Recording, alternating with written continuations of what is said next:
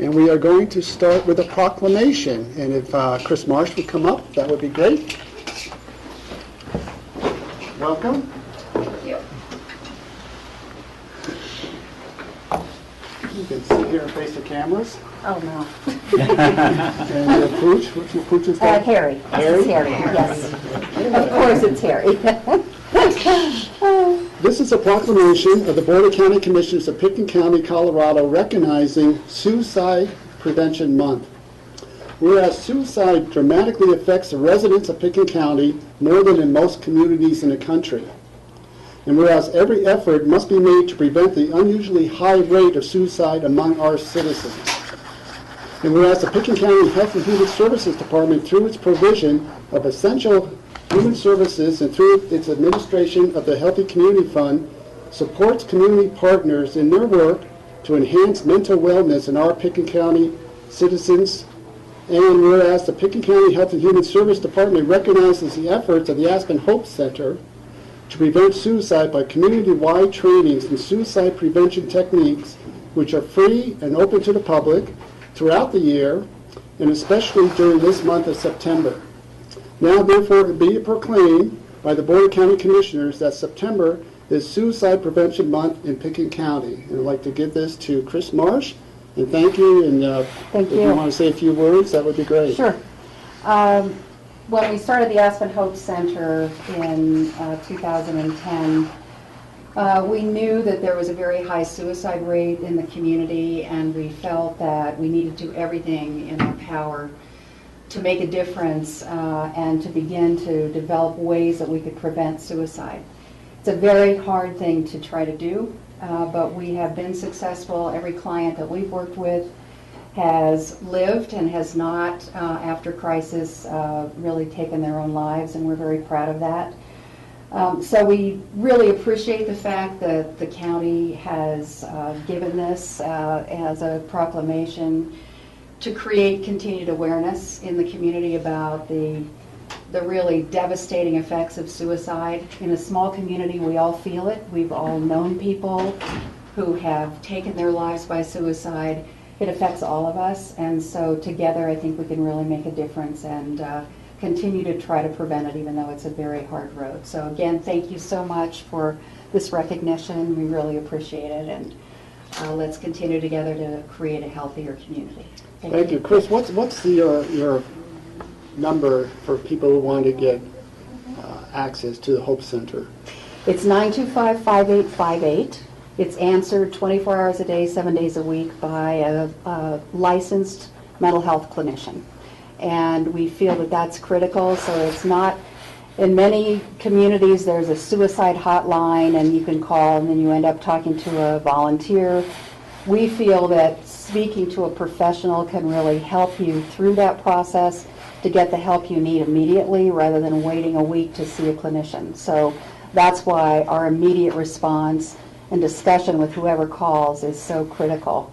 Because there is a window, they say, of about 2 weeks when someone is likely to take their own lives, and if you can intervene in those 2 weeks, you can save someone. And that's why these trainings are so important. It's only an hour training, but it really helps you learn to detect signs and symptoms of suicide ideation and then take some steps to try to prevent someone for, really offing themselves. And so that's why we suggest, and these trainings are for lay people, so that you learn to detect signs and then you learn how to actually confront somebody and get them into treatment.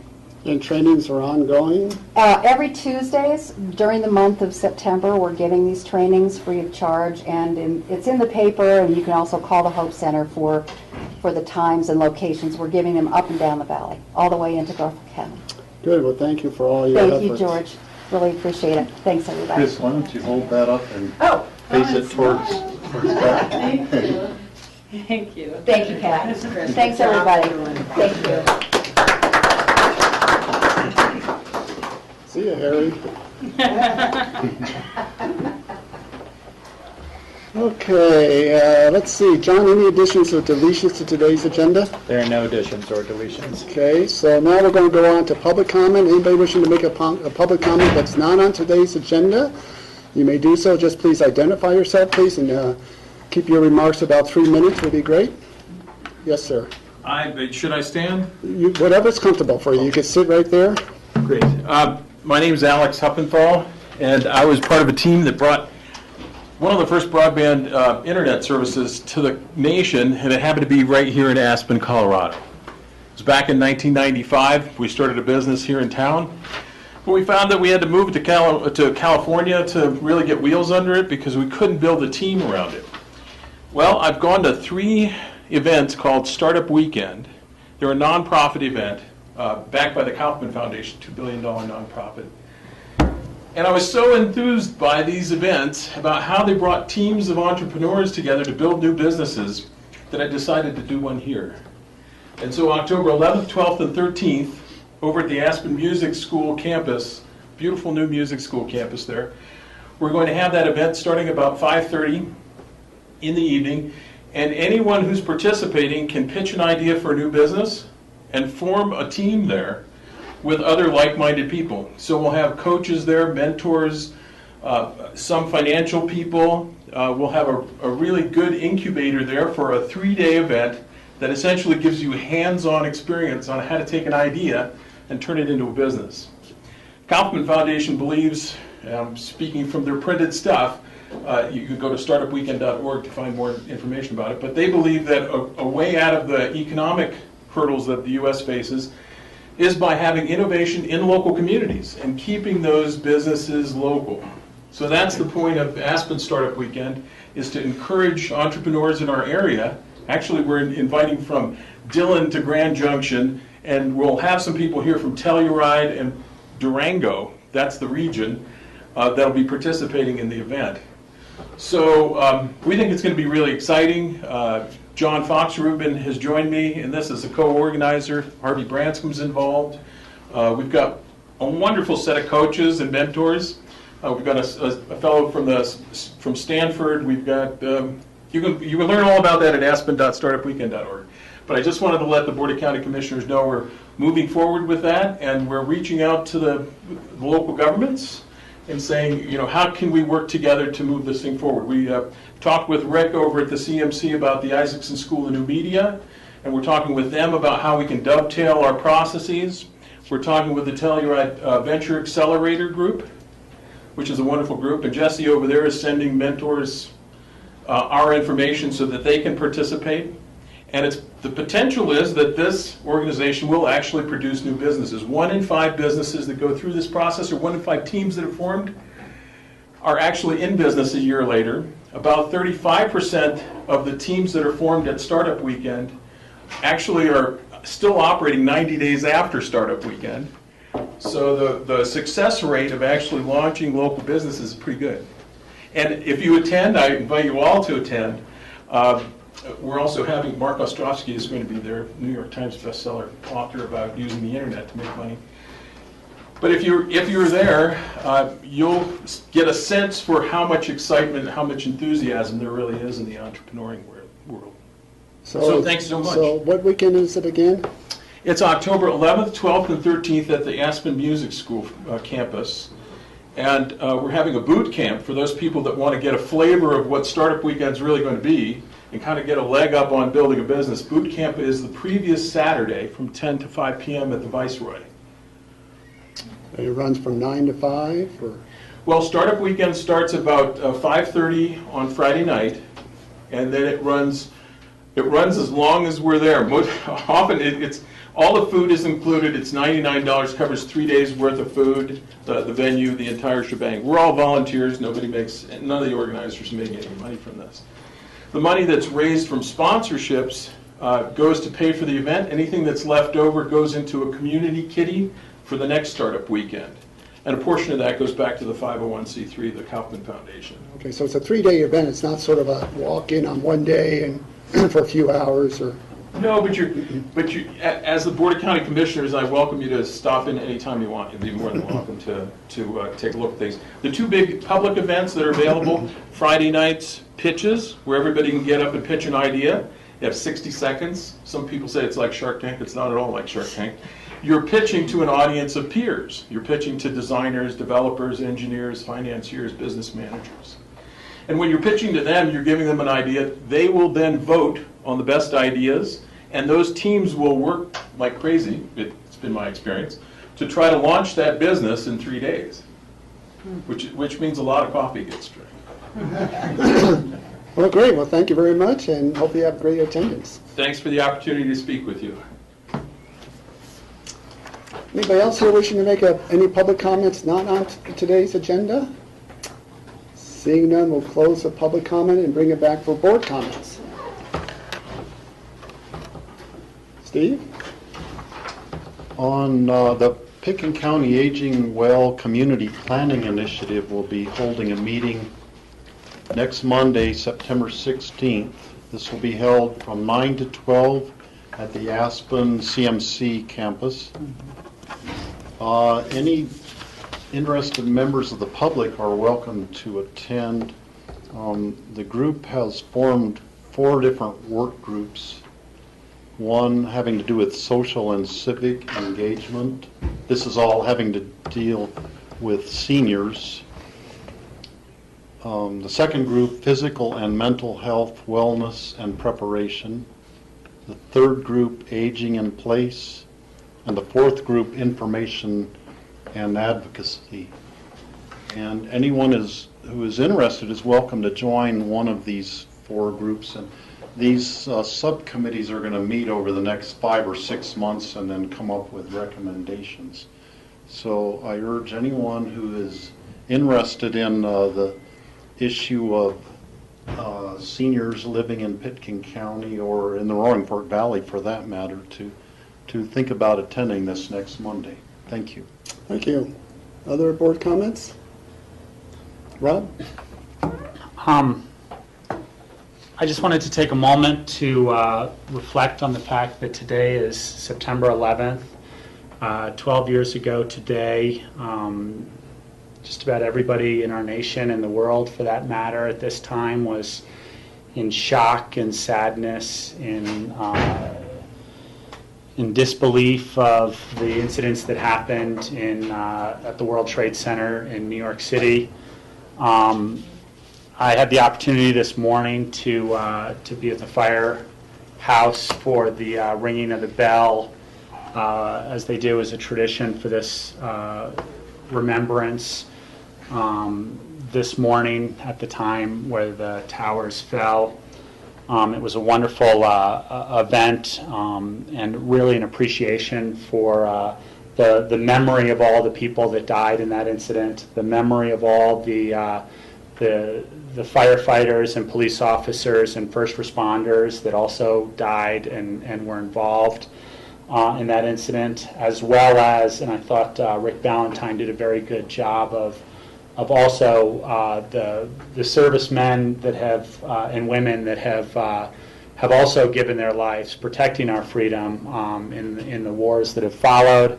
The firefighters that have also given their lives in protecting in the firefights that have gone on, forest fires around the country since. I think it's always a good time to remember the loved ones that were lost. Myself personally, I lost 2 dear friends, a high school friend and a college friend, Teddy Maloney and Cesar Murillo. 2 dear friends of mine died in the World Trade Center tower. And with your permission, I'd like to just have a moment of silence in remembrance of that event. All right, I'll take a moment of silence.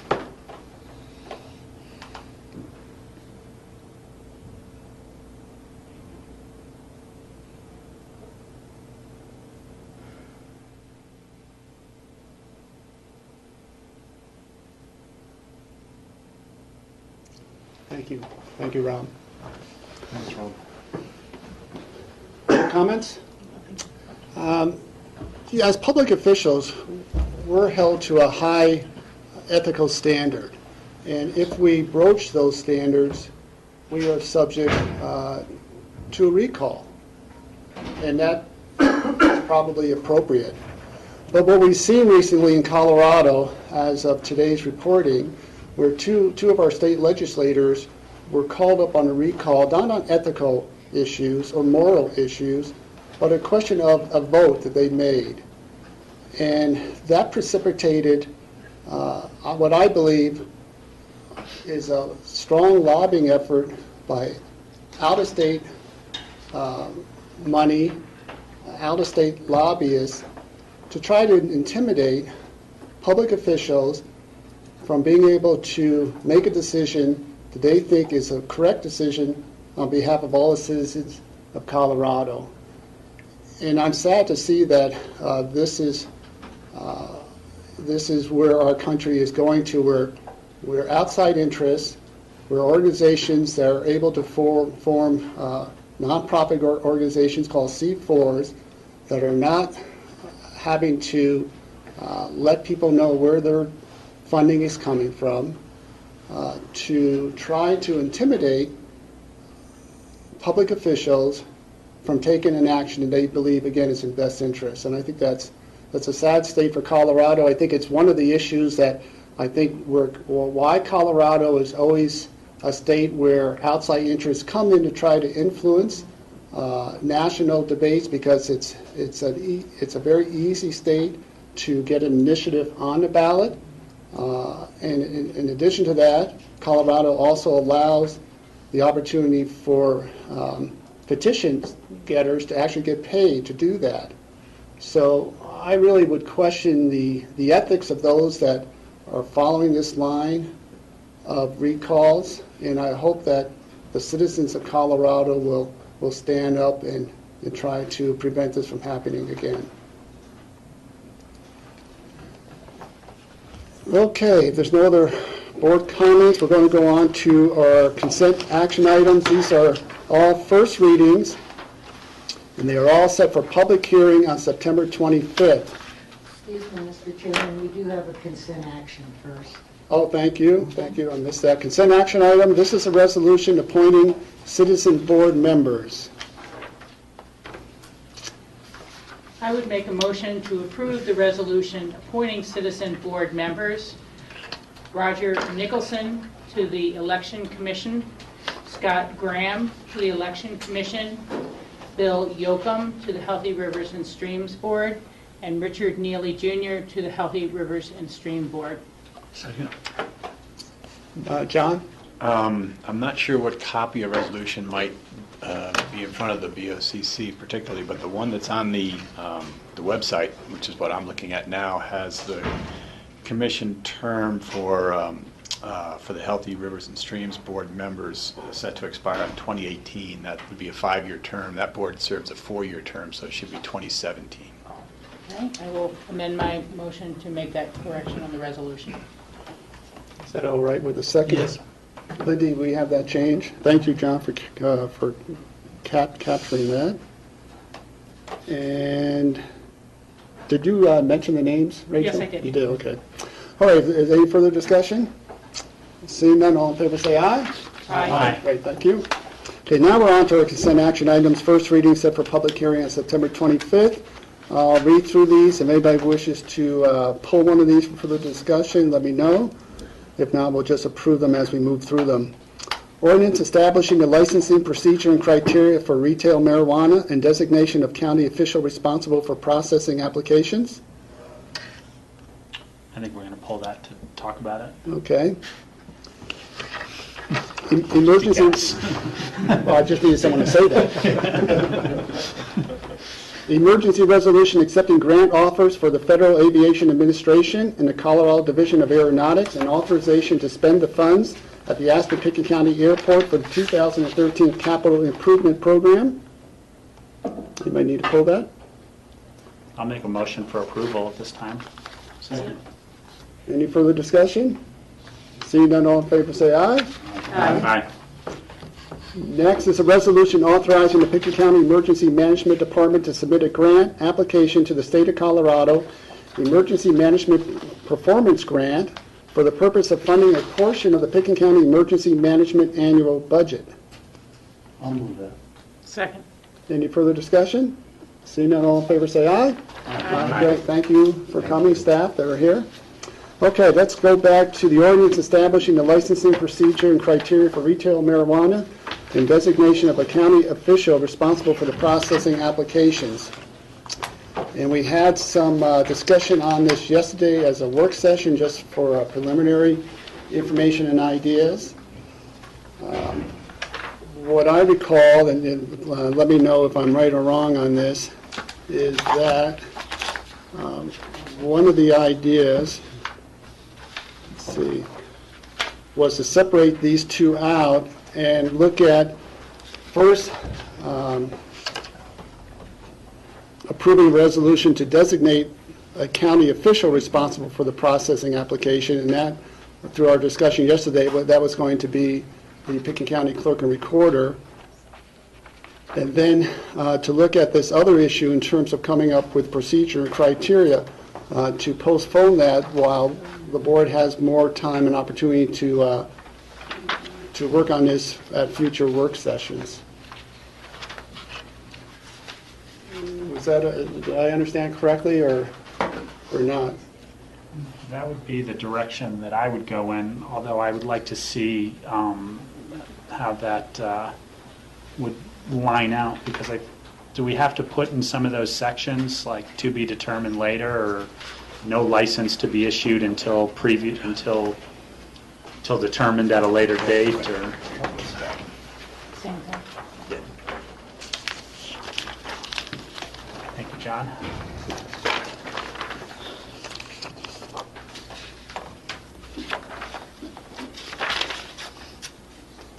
So, John, what do we have here? So the action that is noticed for today's regular meeting is a first reading on the proposed ordinance and its title as read by you, George. It deals with establishing a licensing procedure for the regulation and administration of retail marijuana following the adoption of Amendment 64 by the electors of the state last November. As you mentioned, George, the board had a discussion yesterday at a work session where the board wanted to reserve a greater amount of time, initially beginning at a work session, to take forward discussions on the scope of the actual regulations and licensing procedures themselves. That proposed regulation appears as an attachment, Exhibit A, to the proposed ordinance set for first reading. The title of the ordinance is broken down into two parts, which allows for a recognition of the adoption of regulations for licensing procedures, as well as a designation of a county official responsible for processing applications. The reason it was broken down was in anticipation that the board might want to have a greater amount of discussion, and also to comply with the state constitutional requirement that local jurisdictions that wish to allow for retail marijuana licensing activities or licensed activities to designate a local license authority. So, and what I've just passed out for the board, and I'll give a copy to you, Lindy, in a minute, and anybody else in the audience who wants one, is a breakdown in accordance with the board's discussion yesterday of breaking off the portion of the ordinance which has been noticed for today's meeting and also for the next regular meeting, to allow for the board to ordain the designation of a local licensing authority responsible for the processing and administration of the of license applications that may come in following the state's acceptance date of October 1st this year, as well as recognizing that licensing determinations shall be the realm of the Board of County Commissioners. So the clerk and recorder as an office is designated as the licensing authority, and the BOCC is designated as the entity that will determine and decide any requests for licensing under the Retail Marijuana Act. What I would suggest to the board is that the board accept on first reading the ordinance that was just passed out, and we'll set that, actually it was already set public notice, but set it over for a public hearing and a second reading in 2 weeks. And as far as the balance of the ordinance, I would simply not accept that on a first reading, and we will following discussions and work sessions, start it over and have a new version adduced rather than trying to carry something forward with however many continued public hearings might be necessary. All right, questions for John on that? Steve? If we follow this course of action and we proceed with, in the coming months, of looking at the rest of the ordinances and filling in the blanks on that, and realize we cannot complete that portion before January 1st, what would be the implications of that if we didn't pass anything else? And also, could we at some point during the next several months decide to do a temporary ban or moratorium on the marijuana ordinance if we'd already passed this first part? Like any other regulation, there is a state of fluidity associated with it. In other words, the board has the ability, as long as its action is noticed and appropriately taken, to change course or going to a temporary ban, for example, or to change regulations that are adopted. The county's home rule charter allows those changes to be effected very rapidly, in fact, at any board meeting, for that matter. So the board always has an ability to revisit regulations, to change these regulations as any regulation, and to have the process evolve. Should the board not decide by January 1st of 2014, for example, on a final content of an ordinance to adopt a licensing procedure and regulations for retail marijuana, the practical effect of that is that no potentially licensed activities can occur legally under state law and local law within the county. It is, in effect, a de facto temporary ban, if you will.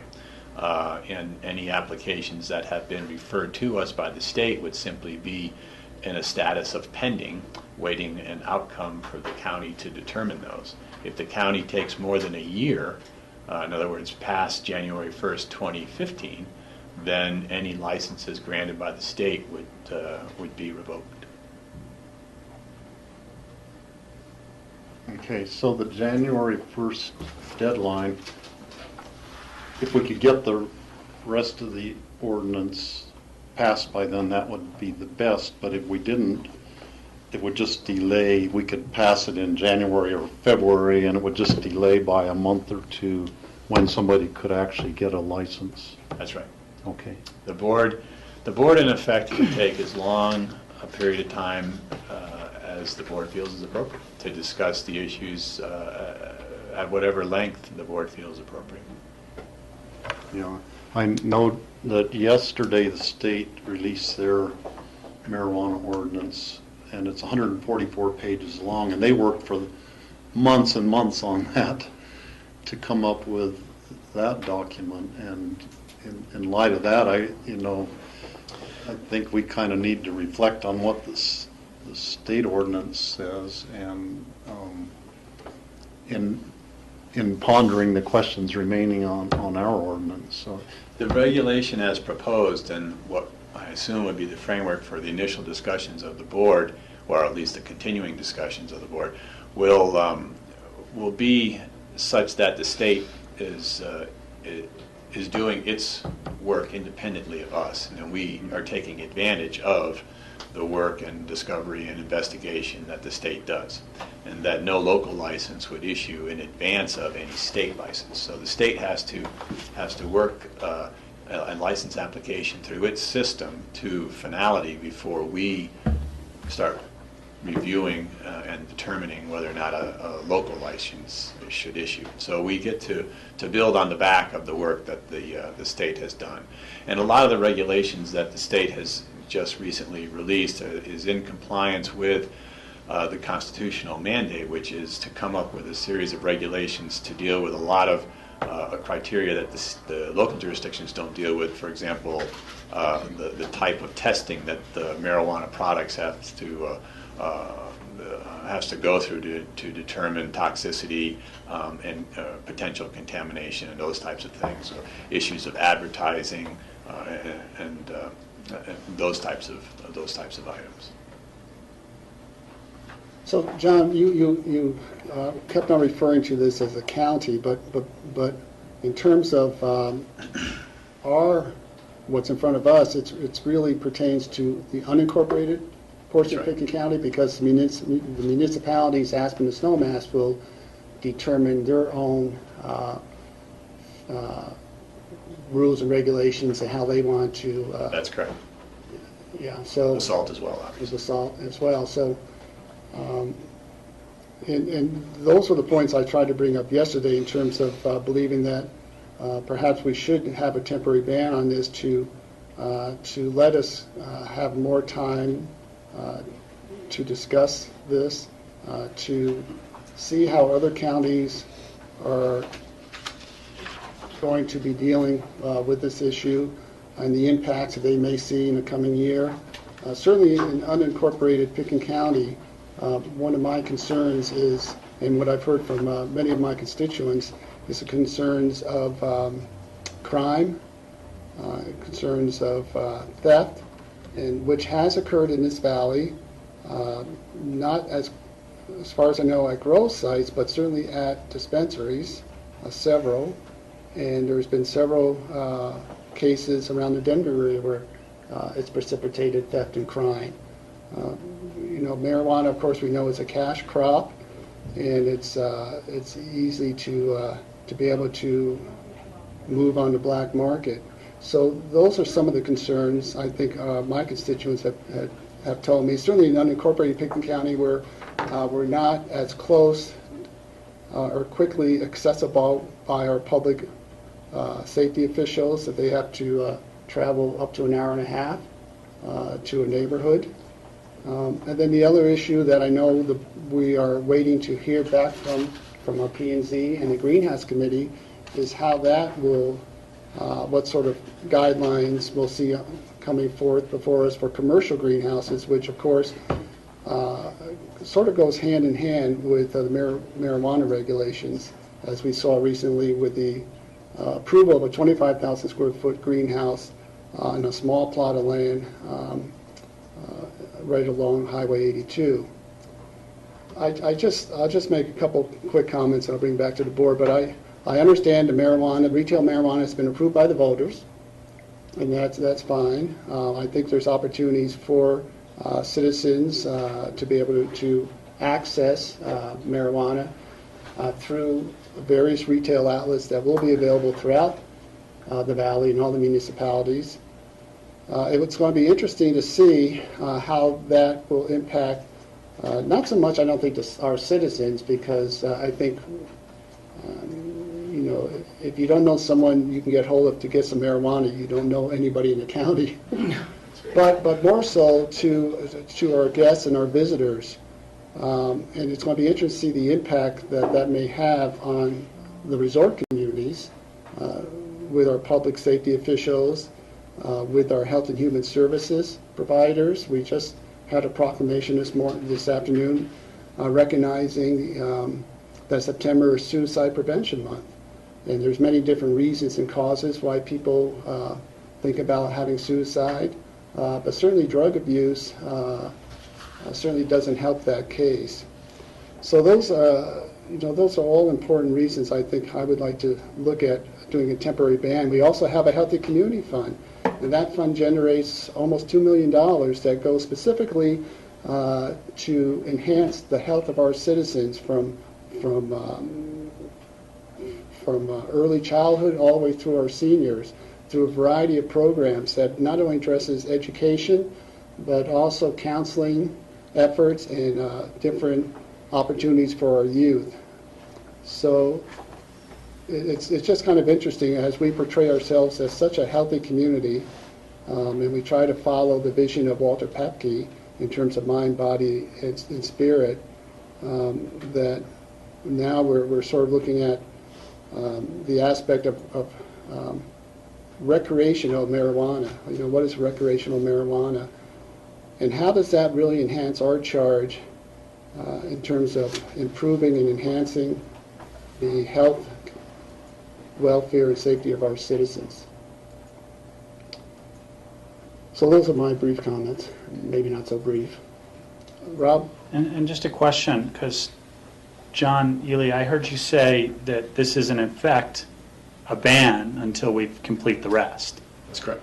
So, I mean, this ordinance is basically banning it until we do the legwork that you're talking about doing down the road. So there will be no license issued until we figure out the stuff that you're concerned about figuring out, even with the passing of this new resolution that was passed out today. Yeah, it does provide a foundation from the start of that conversation versus if we do not pass this today, then we wouldn't even have this conversation. But I understand what you're saying, Rob.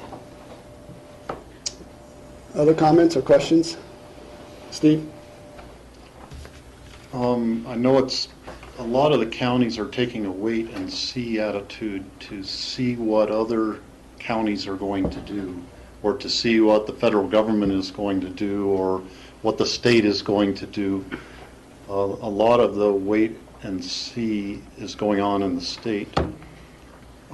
This is an opportunity for Pitkin County to take a leadership role in setting a standard for how to deal with the recreational or retail marijuana industry in Colorado, because a lot of other counties are probably watching Pitkin County to see what we do.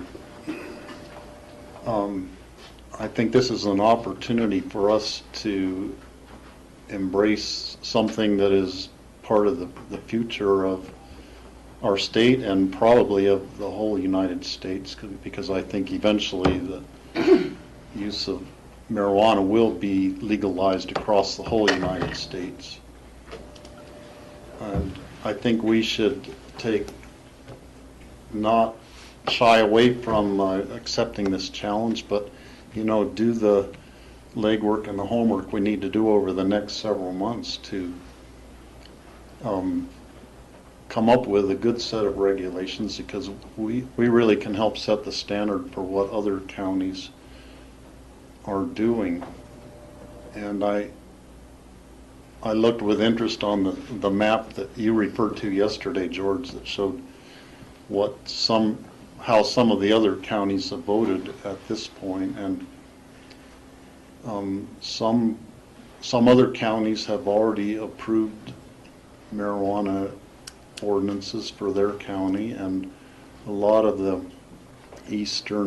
far eastern counties and the far western ones in the state, which are more conservative counties, have banned it, and other counties have taken a temporary ban as their choice. But there are a few counties that did pass ordinances, and I think it would be wise if we got hold of a copy of their ordinances just to see what the other counties are doing, but also to grasp this opportunity to become a leader and really try to come up with a good ordinance that could be a model for other counties to follow. So I am in favor of approving the ordinance, which would be in effect Article 4 and 5 of our bigger ordinance, and then proceeding over the next several months, even if it takes some extra meetings or extra work on our part to do the work we need to come up with decisions on the rest of the ordinance. What I would suggest, if the board wants to go forward on that, is not just to look at Article 4 and 5, but look at the ordinance in front of us that our county attorney has put before us. Yeah, realizing that's The new one. the new one is It is 4 and 5. that Yeah, but- verbatim the Article 4 and 5 of the But it has some other sections in it. And the bigger one is the part that was publicly noticed, so people could refer to that if they have that available to them. So, Rob? Just real quickly, I'm just curious, John, Ely, why Article 1, 2 were not included, which are just basically purpose and intent definition. It's just There's no reason not to be quite honest with not to include them? you. Yeah, Yeah. we can. I mean, it seems like that just states what it is, Articles 1 and 2, before the language that you've put together here. Article 3 is more about dates and stuff. And I'm not sure, as I read that again right now, whether that should be included as well, because it's basically just making this new regulation effective the date of the second hearing. The only reason 4 and 5 were included only because it was just the scope of the discussion yesterday, quite frankly. I mean, Article 1, 2, and 3, if the board is comfortable in including it, we can do so right now. It's all been noticed in its entirety, so the board can do that if it feels like doing so. I would point out that there is one singular advantage about in doing that approach, 1, 2, and 3, as well as 4 and 5, is because there is language, particularly in Article 3, that states that no local license from Pickens County will issue until there has already been issuance of a state license. Yeah. And the reason I bring that up is I referred to a slight nuance briefly yesterday in the law, such that if an application is filed with the state and the state fails to act on it, either denying it or granting it within a 90-day period, then the application can be processed directly to a local jurisdiction.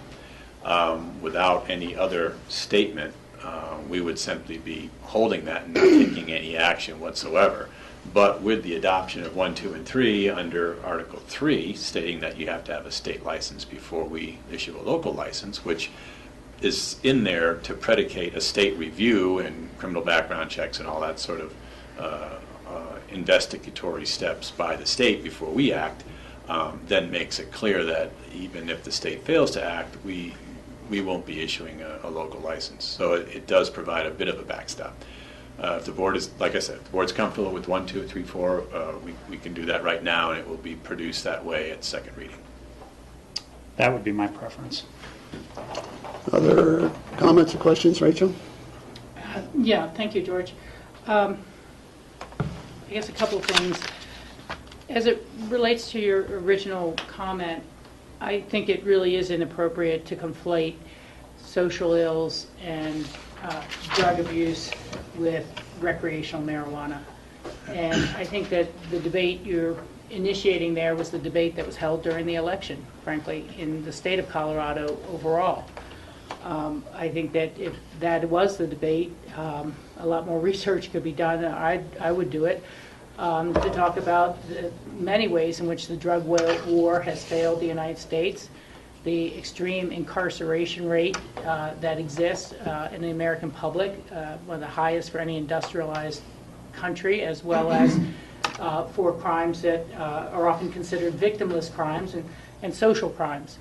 I think that we've seen decades of that sort of suppression, and yet, as you yourself stated, if anyone doesn't know where to get some marijuana, you know, it's still very prevalent within our society. And if we were going to take that argument to an extreme, then I think we would be a board that sit here and say, why should we license any liquor stores in Colorado, in our county? Why should we license any restaurants to sell cocktails in our county? Because it can lead to suicide, or it can lead to drug abuse, or it can lead to other social ills. So I just find that to be a very circular argument, and I do think that was the debate that was held when Coloradans voted to decriminalize marijuana. As it relates to what is in front of us today, a little bit of a question for John and for the board certainly as well. It just seems to me that there needs to be a little bit of language added under the, and I'm looking at the new handout, the second paragraph. It doesn't say, it kind of makes it sound like those licenses are available, and you just have to apply for them. And we don't really reference, you know, that, and this is probably not perfect language, but the board shall issue the following types of retail marijuana licenses: should the applicant fulfill the requirement for such licenses, and then add the word if and when the Board of County Commissioners approves criteria for such licenses to issue. Because right now, it just sounds like they're accepting applications for licenses. It's kind of, I don't know how anyone can apply for a license until that criteria is there. So that's the only concern I have about this, is that I feel it's a little misleading. The way it was written was to go with all the other components of criteria, which we are not contemplating at this time. So I lost you a little bit, Rachel. Are you suggesting that we delete? No, I'm suggesting that we need to modify the language, and maybe John would have a better suggestion, but it just says the board shall issue the following types of licenses, as long as you fulfill the requirements for such license. And if I was coming in cold and reading that, I'd say, okay, someone show me the requirements for the licenses, and then, you know, someone would have to say, well, we don't really have them. And we should go ahead and acknowledge that if and when the board actually approves criteria or approves requirements for the licenses. And it just seems to be written to go with the larger ordinance, and we have segregated it from the larger ordinance. So would it make sense just to, at this point, delete Article 5 rather than rewrite? I will leave that to I think it's just more a matter of stating, you know, in some form that we're working on those, and it's a if and when those requirements are passed. I'm sorry, I'm totally lost because Yeah, it's not on there, it's Michael. not on this. No. It is on our original. So are we improving this or are we improving? Well, the suggestion is from Rob, was to include parts of the original onto the handout here. Part of the, But not including 5, Article 5. well, that's what Rachel just brought up in terms of, Well, I'm just trying to figure yeah, out I understand. if we're modifying something that's not going to be on it, or are we modifying something that is going to be on it? Because I don't see that it's on this handout. This is on this handout. It is It's on in the this handout. second paragraph, and this handout The is an second exact... paragraph, Oh, second what page? Oh, second page. Or attachment A. Or third page. No, On the attachment. Exhibit A, second paragraph, is an exact duplication of what was Article 4 and Article 5 in the ordinance. Okay. okay, I missed that too, thank you, Rachel.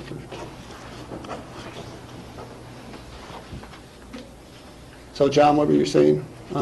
You were, My recommendation would be to leave in the language that was present or is presented as Article 5, simply because it makes clear what the board's ultimate intent is, to establish a local licensing authority, but that individual office that will be the licensing authority, although responsible for accepting and processing the applications, is not the office that will be finally determining whether or not a license issues. Now, in some instances in the state, that authority is a one-stop shop. You know, that office receives, processes, determines, and that's the end of it. We're taking a little bit different approach, and that's just because of the board's earlier discussions and what I perceive as the board's desire to be making the decision for the licensing determination. So, as a consequence, just to make sure that it's clear and telegraphed that the authority is the authority for that limited aspect, and that the board is the licensing issuing entity, I would recommend that 5 stay in. The addition of the language that Rachel suggested is perfectly fine if it's acceptable to the board from a legal point of view. It makes it clear that licenses will issue only when or if the board finally determines and approves criteria for licensing. So inserting that interlineation, if and when the board approves criteria for licensing, is perfectly legitimate. And Rob's suggestion of including what is noticed as the first 3 articles, which precede the text in the handout, which is Article 4 and 5 just put together, is also perfectly fine if acceptable to the board. Would you like me to reiterate the language I had suggested, just so you guys can contemplate it? Well, yeah, I just got something from John. If and when the board finally determines and approves licensing. Criteria for, it would be if and when the board approves criteria for licensing, and that language would be interlineated right before the colon in the second line of the second paragraph. Okay.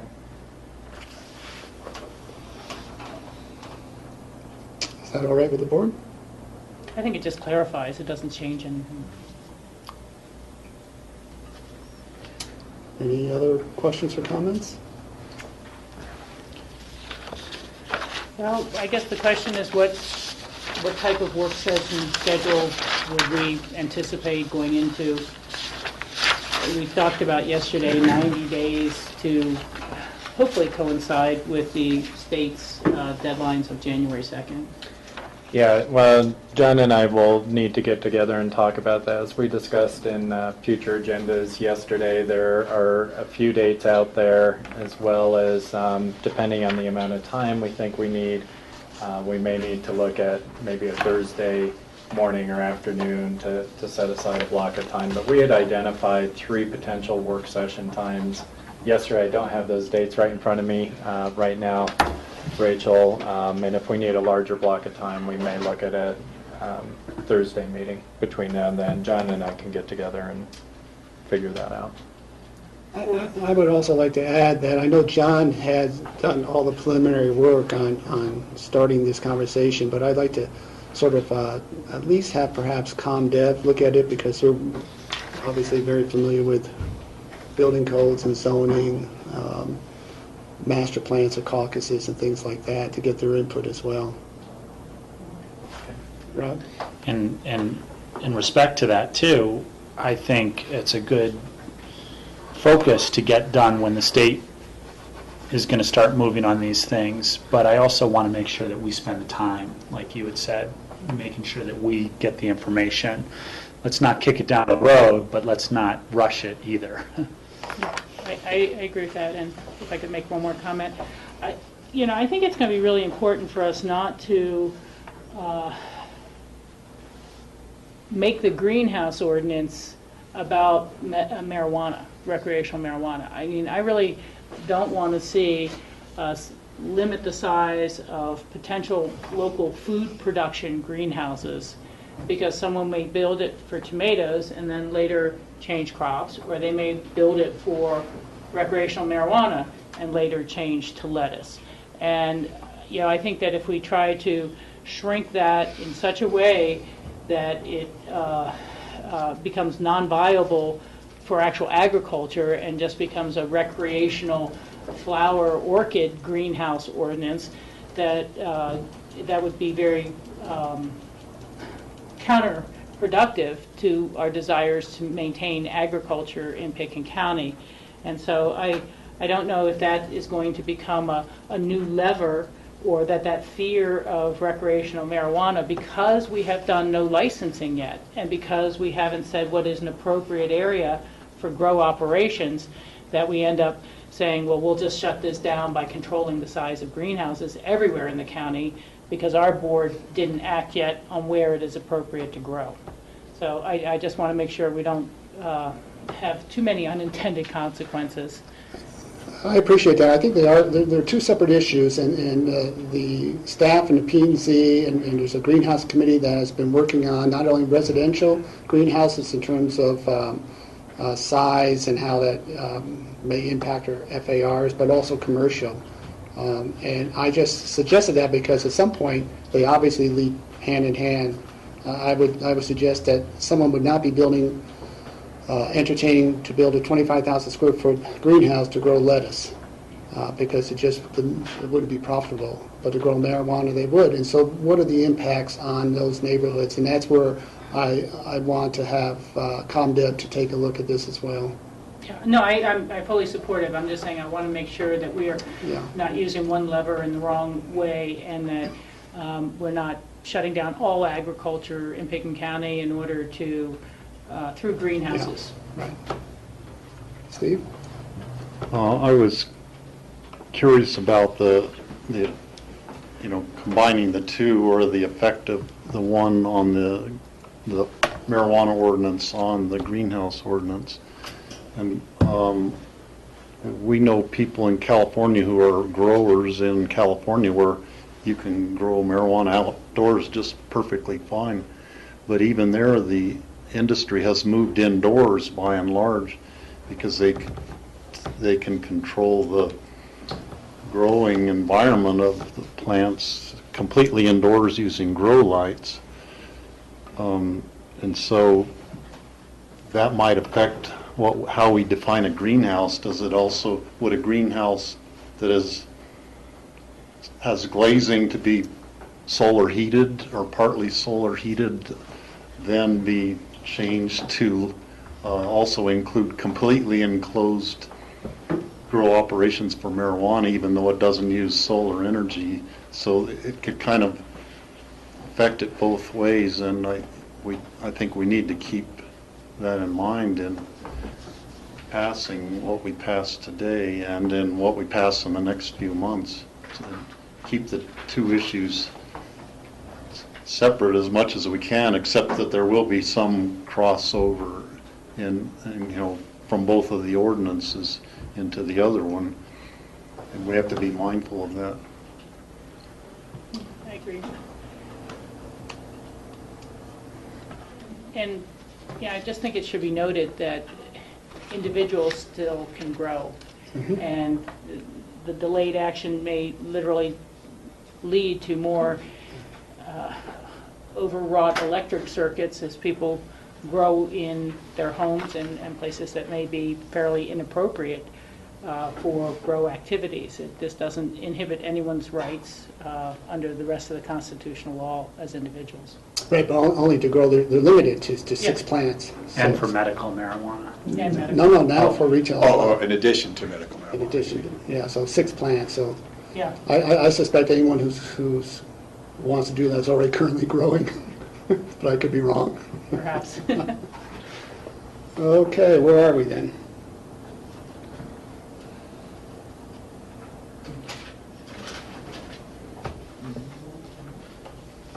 I'll make a motion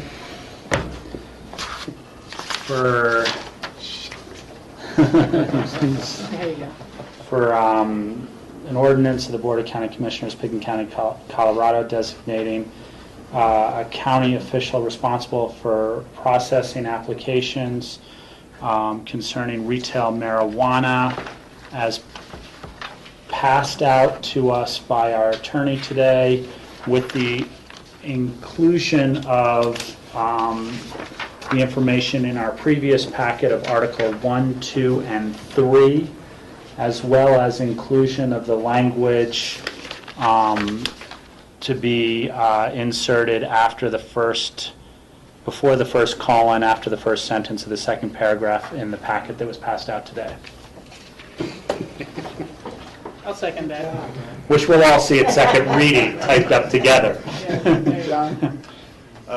Rachel, you seconded. I would just make one suggestion in that now we are, the motion provides for the inclusion of the first 3 proposed articles from the original meeting attachment. I would go ahead and actually just refer to it by the original proposed title instead of limiting it just to the designation of a licensing authority, that we're really initiating a retail marijuana licensing regulation. The first 3 articles being that, establishing that that's what we are doing. We are putting forward the very first criteria, which is that no local license from Pickens County shall issue without a state license, and then that's it. It's just pretty bare bones, and it's incumbent upon us to build upon that later. So you're changing the title as maker of the motion? Sure. I'll accept that as a seconder. All right, I'll just make a couple of comments. First, I agree fully in terms of what you were suggesting, Rachel, is that I fully support the decriminalization of marijuana. I absolutely believe that the war against drugs is a failure. It's costing this country billions of dollars. It's putting people into prison unnecessarily. It's a tragedy. And I see my long-term vision is that the becomes legal in the country, and then it is taken over under a strict regulatory agency like the FDA, which is in charge of food and alcohol and drugs, and so that we are able to have as safe as we can the use and practice of all these, whether it's alcohol or tobacco, and they're no better or worse, and I agree with you in terms of the impact on individuals and society. So I just want to make that clear.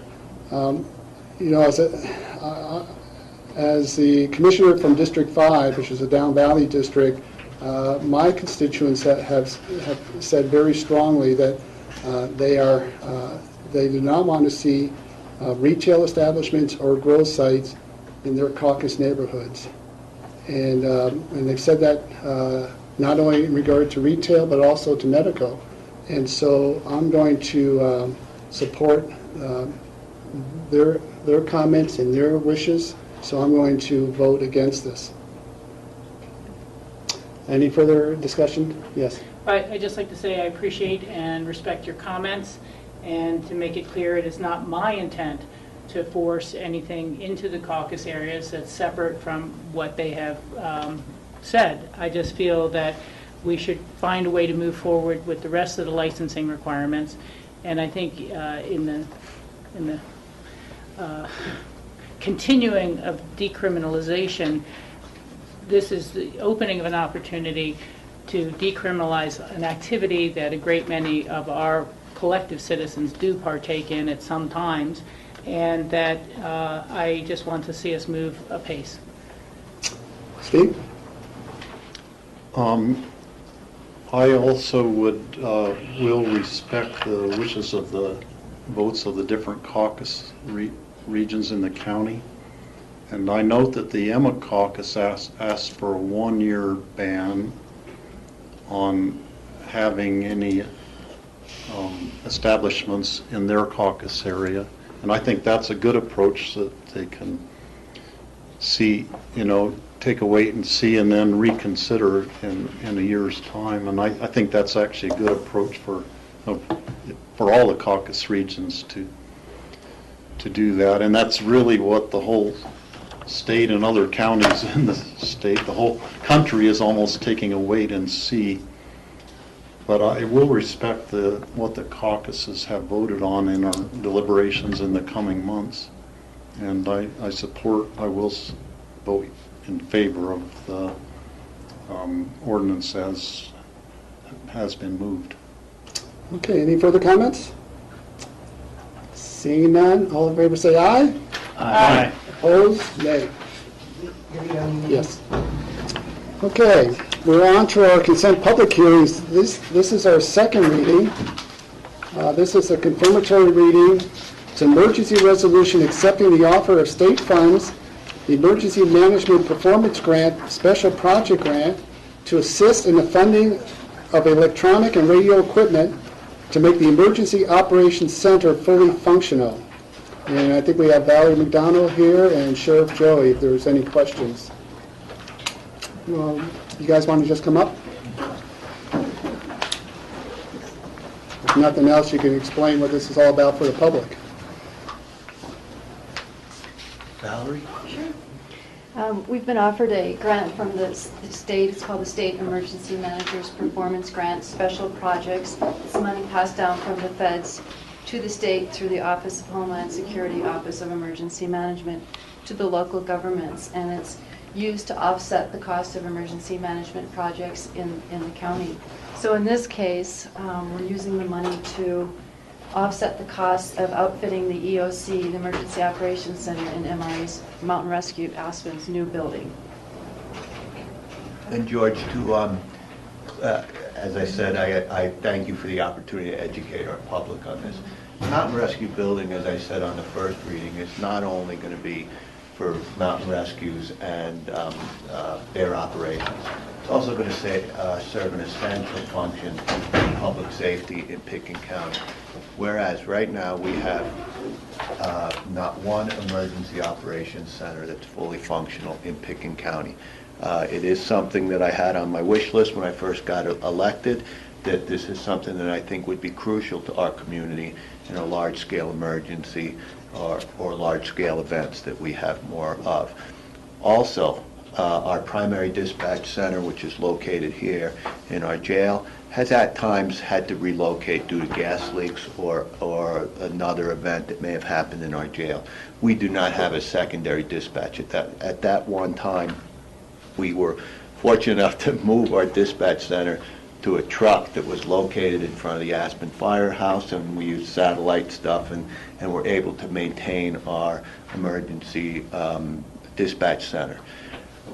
What Mountain Rescue is also going to provide for us, besides the EOC, is a secondary dispatch center for Pickens County, which I think is a real need for public safety in our community. So I would ask you to please consider this and think about, when we think about the Mountain Rescue Building, I would hope you all think of it as a facility that's going to be essential to our public safety as well, not just Mountain Rescue. And our role here is just, as the county, is just to accept the grant that has been awarded Correct. to you. It doesn't, it's not coming out of any dollars from the general fund, per se? Or? Yeah, this has, I mean, we would be accepting this into the general fund, and then we'd have to appropriate it out, but net, there's no monies coming out of our fund balance. We do have some ongoing discussions, where we may want to bring a proposal back to you as far as our ongoing use and the amenities we'd like to see for an EOC, and whether we want to fund those out of the general fund. That'd be a completely separate discussion from this. Yeah, and I would like to reiterate what John said. I think this is a worthwhile investment for Pickens County in the future, and maybe we should think about participating in it. Yeah. Rob, and then Steve? I think it's a worthwhile investment too. I'm just curious, where does the money come from? The federal money or the? Is it a sales tax? Is it a property tax? Is it an income tax? Is it? It's a federal The citizens are paying for this from somewhere. It's a federal grant. Okay. And once Congress approves their budget, they pass the money to the State Office of Emergency Management, and they pass it to local governments for emergency management projects. So in part, our citizens are probably paying it through their income tax and their Yes, and the other taxes definitely. that they're paying. It's not Correct. coming from nowhere. Just want to write Correct.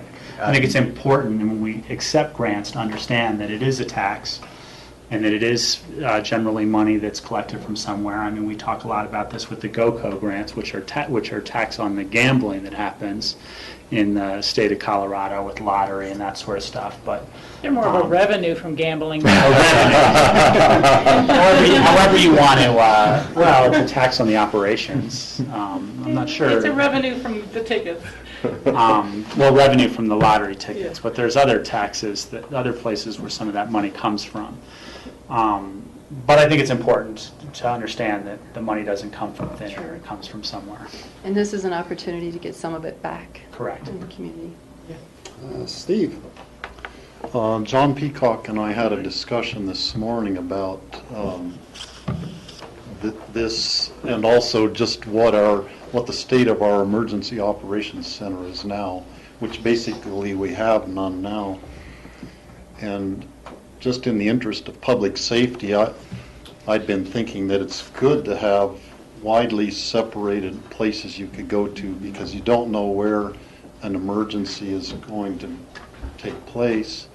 You don't know if one of the centers could be completely incapacitated, and having a center of operations at the airport and another one somewhere in town would be a really good long-range goal.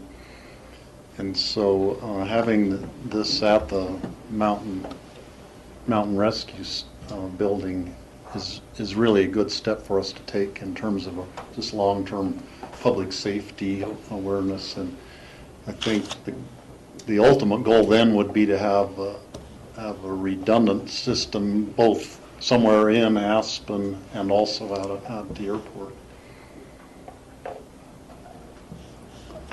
Okay, this is a public hearing. Anybody wishing to make any comments on this? Seeing none, we'll close the public hearing, bring it back to the board. Do you need a motion, George? Oh, you do?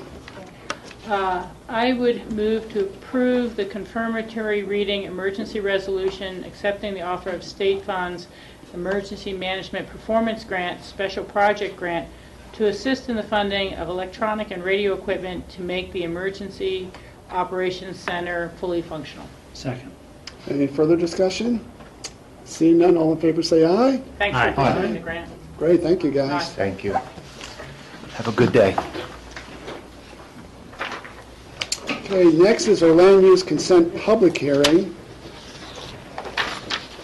This is the Lanedo 12 LLC Silver Creek Lot 2 activity envelope review. It's requested to be continued to 10/9. Also, the Lanedo 12 LLC Hidden Treasure Parcel Activity Envelope Review, requested to be continued to 10/9. The Last Chance Number 2 Inc. South Parcel Activity Envelope Review, requested to be continued to 10/9. The Last Chance Number 2 Inc. North Parcel Activity Envelope Review, requested to be continued to 10/9. Susan Wolf is here, and I think I asked last time, at some point, should we not continue these because of the issue of public notice, and I noted that this has been first continued from September 6, 12, so almost exactly a year ago we've been continuing this on.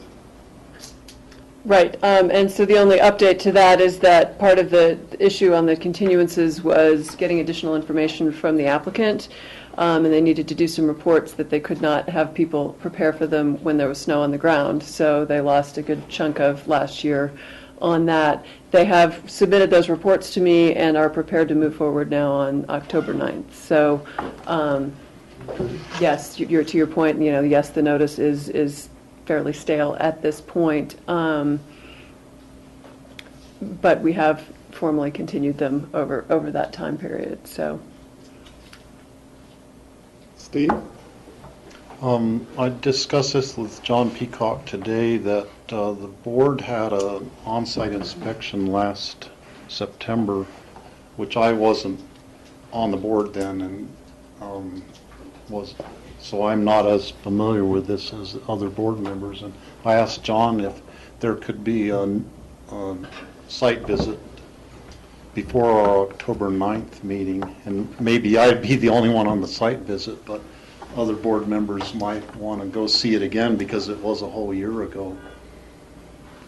Yeah, I mean, I don't need to see it again, ask the other board members, but if you need to see it, you should go up and spend some time with staff. And yeah, Jim and I are actually planning on going back up in the next couple of weeks, so I could just coordinate with you If you could no let one me else know is when you're interested. going. Yeah, definitely.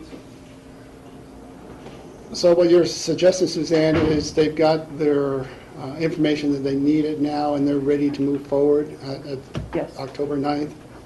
So, I move to continue the reference materials that you just spoke of till October 9th, 2013. Second? is this a public hearing? Anybody wishing to comment on this? Seeing none, we'll close the public hearing. We got a motion, a second, any further discussion? Seeing none, all in favor say aye. Aye. Thank you, Suzanne. We are just cranking through here today. Next is a land use public hearing.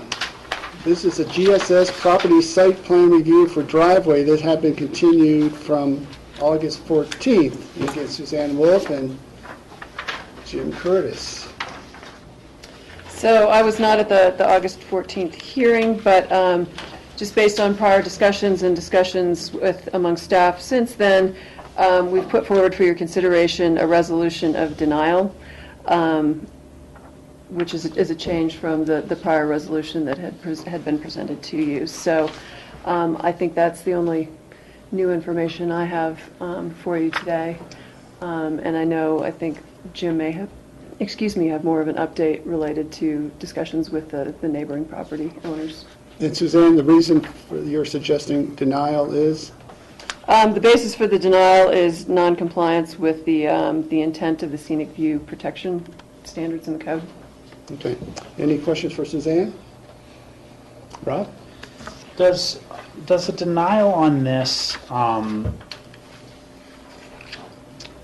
potentially, if we haven't done the due diligence on the other access they have for this property, does a denial on this potentially put us in a situation of a takings if what they think is their legal right falls through? If that's the case, then that would be developed should the applicant request a takings determination. Explain that. The question you're asking really leapfrogs over this event, assuming the board agrees with the staff recommendation, and then assuming that the applicant objects to the determination and asserts that the determination constitutes a taking. If that all happens, then a separate review would be conducted to determine whether or not this denial would be a taking or not. And so it takes us back to step one. Too many intervening steps for me to be able to say, yes, this is where that'll end up.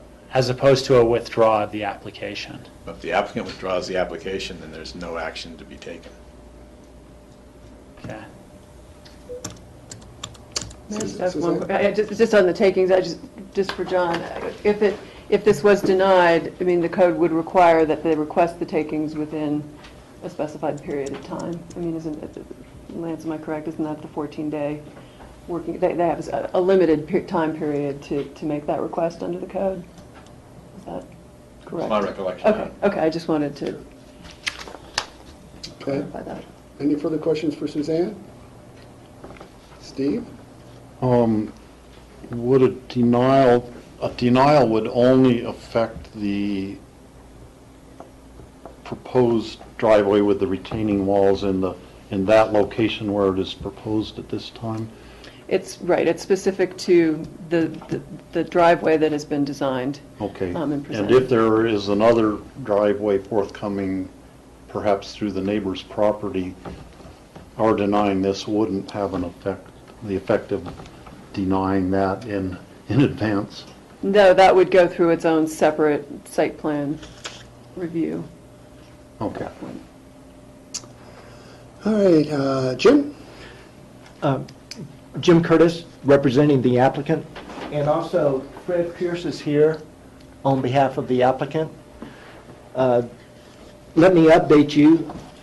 Fred has had ongoing discussions with the attorney retained by the Holloway family to review the documentation that was submitted prior.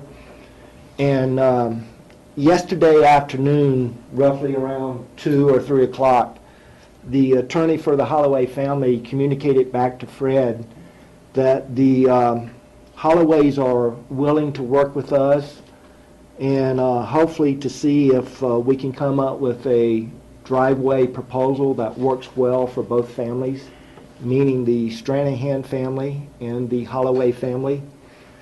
The next step is for me to recontact Roy Holloway and get with he and his father and family and go up and begin to walk the Holloway property, looking at what might be possible and mutually acceptable to both parties. And certainly I will keep Suzanne in the loop on that communications.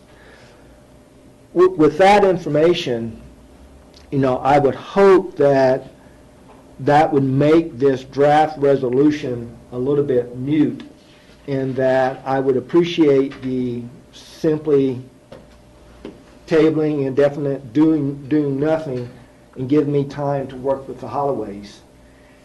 If you would like to have additional discussion on the draft resolution, Mr. Chairman, I would really appreciate the opportunity to make some opening comments or make some comments on the draft resolution from my point of view. You've got the floor. Okay, and I will try to do comments.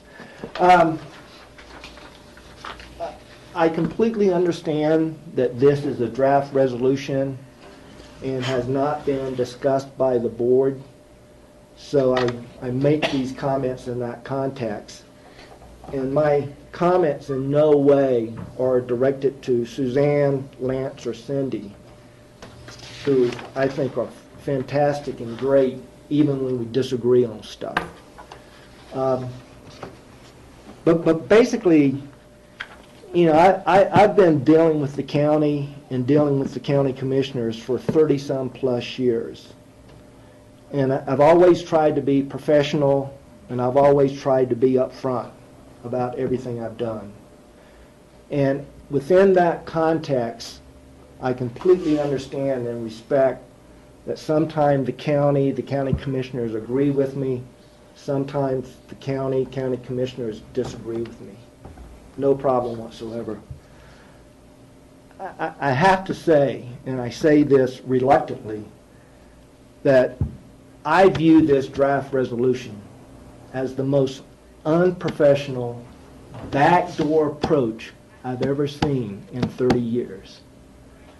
And I say that in the context of, I fully understand the county commissioners would prefer not to see the pending driveway constructed up the front of the escarpment. You know, we went in 2011, we looked at six options, and we decided the option that was approved in 2011 was, I guess, as Michael said, the least evil of all of the evils.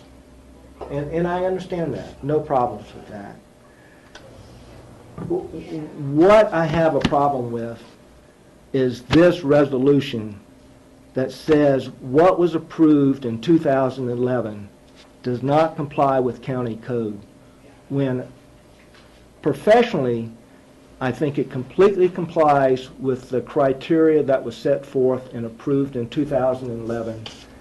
And if you look at prior staff memos, it basically says this is the best that can be done on a bad situation that was approved in 2011. So what I'm really disappointed by is what I view to be a backdoor approach. I understand you do not want the pending driveway approved.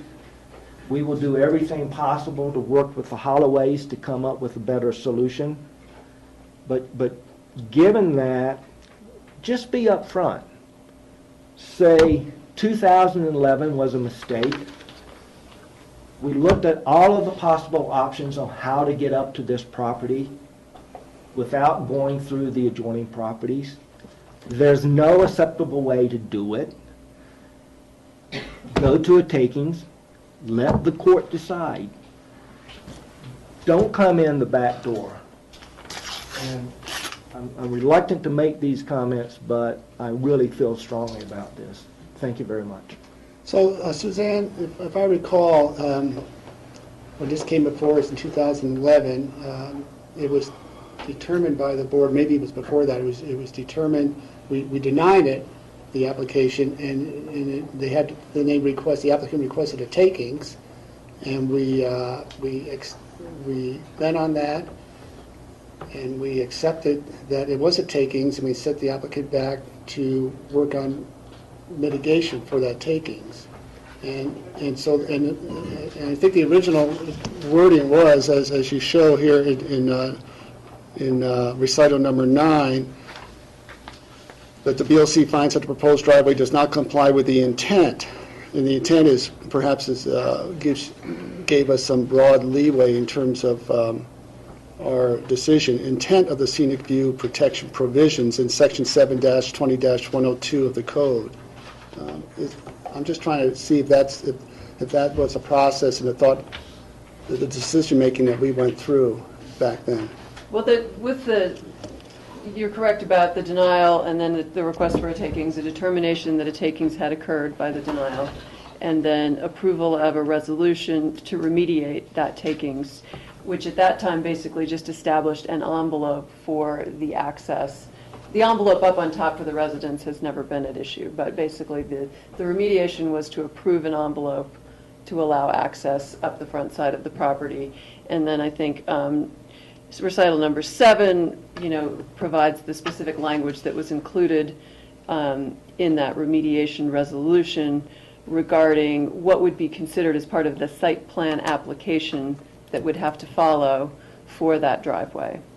And so that's the language that's provided in that recital 7. So submission of the site plan for the driveway was a condition of that resolution, if that sort of further clarifies. Well, I'm just trying to address Jim Curtis's concerns in terms of saying that the original approval had complied with the county code, although it seems like, again, we have some discretion in terms of how we interpret the intent of that scenic view plane. I mean, I think that the remediation was an acknowledgement that, the driveway, we knew the driveway could not comply with the county code given the steep slope they had to deal with. So, again, I guess when I'm referring to the language in number 7 was the effort to say, we know that this isn't going to comply, but hopefully you can do the best possible, and here are some of the considerations to do that when you actually design a driveway for that. So then, if I recall, I think with the best intentions, we were working towards that effort, and we were going to come up to a point where I think it was going to come before the board for a vote. And at that point is when we were apprised that there may be another access, a legal access, that would make some of this all moot, at least from the board's point of view. Right, that information has come up as through this process, the current process. All right, I'm just trying to clarify some of Jim's statements and where I thought we were through. Just hold on, just in case there's other questions for you, Jim. Other questions for Jim or comments? Rachel and Rob? Yeah, I feel that you have made some very strong comments about where we are at this date in this process, Jim, and I would reiterate back that you are a respected member of the community and of the development and land use planning community, and I certainly hold your work in great esteem. And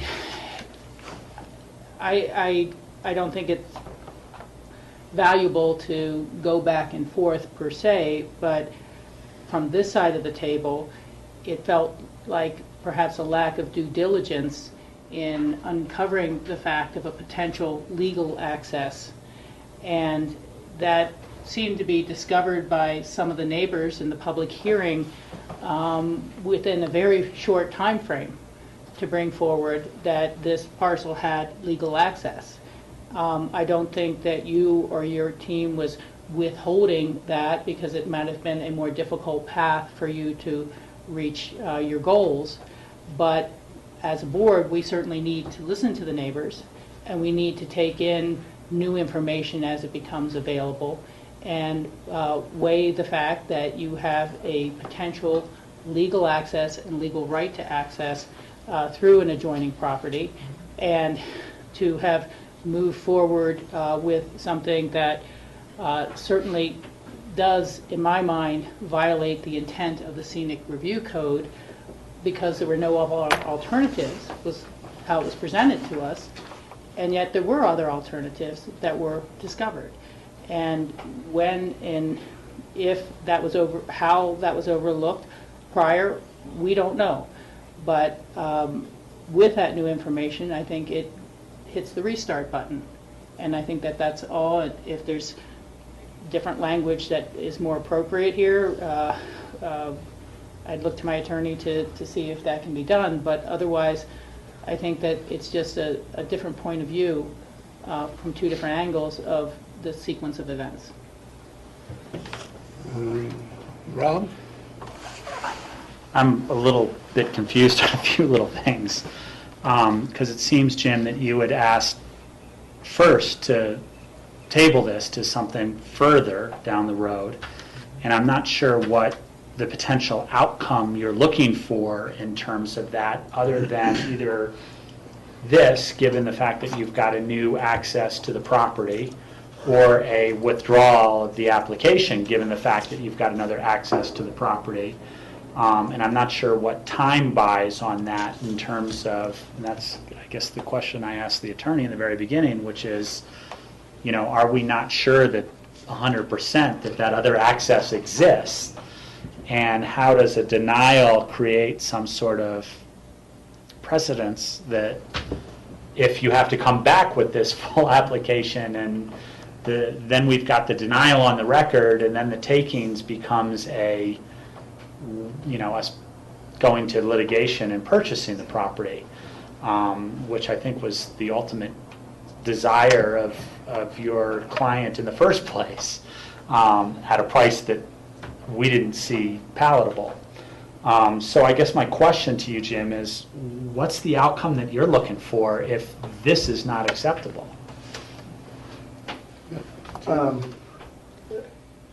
Let me answer you, then if I may comment to Rachel.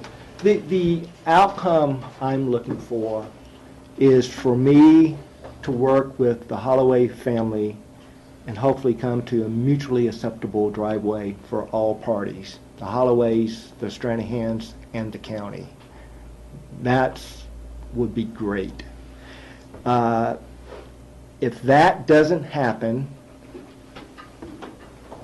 and the county if that doesn't happen, it seems like the county's position is,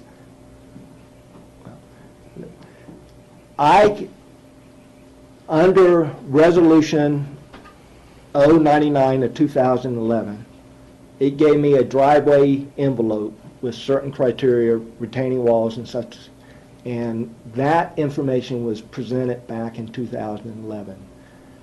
I cannot design a driveway working with that alignment, working with that criteria, any better than what's been done. And that's consistent with the statements in the planning office memo of June 12th. Okay, so I cannot do any better. It is what it is. It's the worst of 6 evils we looked at. So if that's the true position of the county, let's just say that, and if the Holloway deal goes away, which I hope it does not, acknowledge straight up there's no good way to get up there, go to a takings, let the court decide what happens next. And this is the risk any applicant bears. From the 2011 discussions, the applicant, through me, looked at what I felt was every possibility using the property. And I'm very glad the Holloway possibility has come up. That's great. And I don't apologize for missing it, but there's reasons. It is what it is. But we looked at every possible option in 2011. We received a approval that says, okay, here's the alignment. The driveway's going to be big, it's going to be messy, people aren't going to like it. I think we knew that in 2011. There were certain criteria I was asked to meet in 2011, so the applicant spent about $75,000 to design the best driveway possible. It still is the least evil of the evils. So if the Holloway situation goes away, I cannot design you a driveway getting up to that property, whatever. So what's, and I may not be doing a good job explaining it, and I apologize. Can I ask a question at this point? Yeah. I guess where I'm stuck on is the idea of the Holloway situation going away, because I thought the information that was given to us was an assurance that they had a right to go through the property, to access their property. So how can that go? Is that not, if that's not 100%, I think this should be tabled until that's determined 100%. Would you like Fred to try to answer that, Jim? Well, let me, Okay. yeah, Fred can answer that.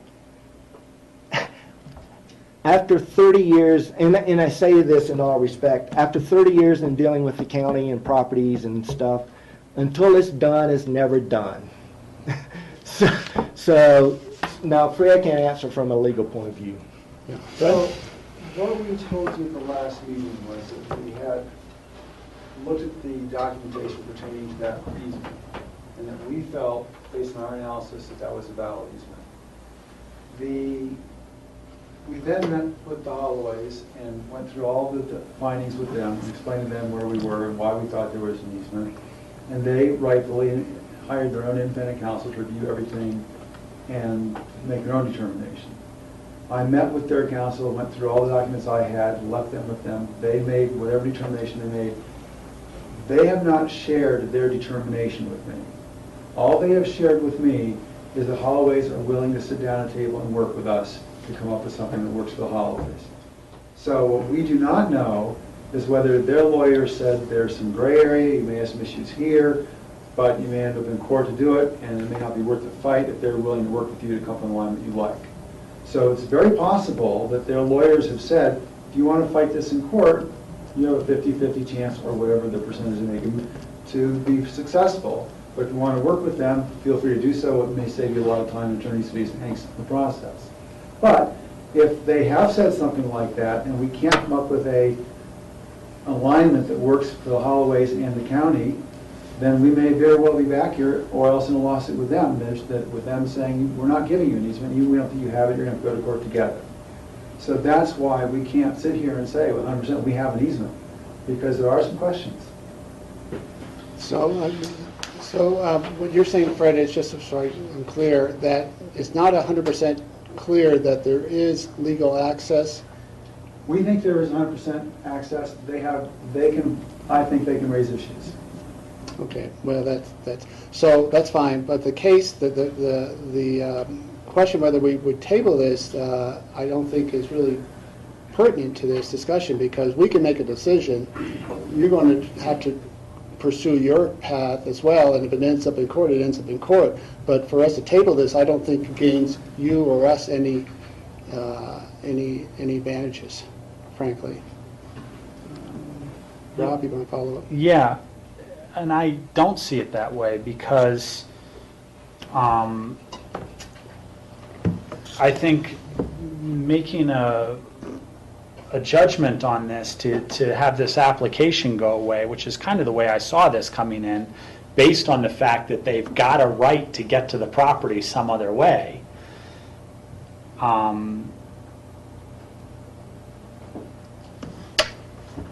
is not true, because they don't necessarily have that right to get there. It hasn't been perfected, or however you want to, whatever legal term you want to use, tested or agreed upon among the parties.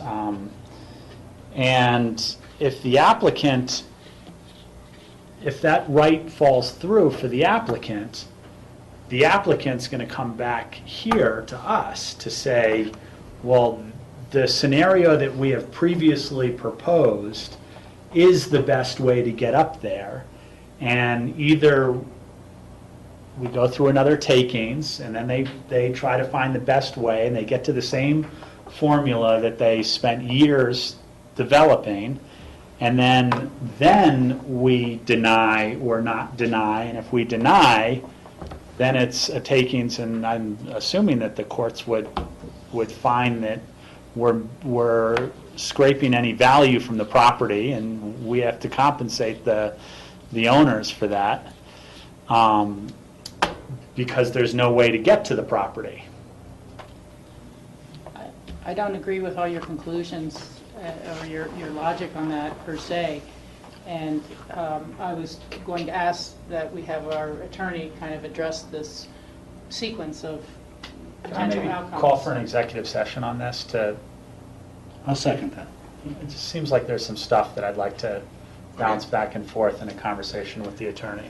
That would be a motion for an exec session to discuss the aspects of this pending application, and to have a attorney-client discussion involving the application pursuant to CRS 24-6-4024B.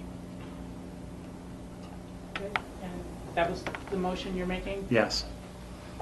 Motion? I second. Second. Any further discussion? He made the motion. I I'll make the second. motion, you second. Okay. Further discussion? Seeing none, all in favor, say aye. Aye. Aye. We'll just retreat to the back room. You can stay in the front room.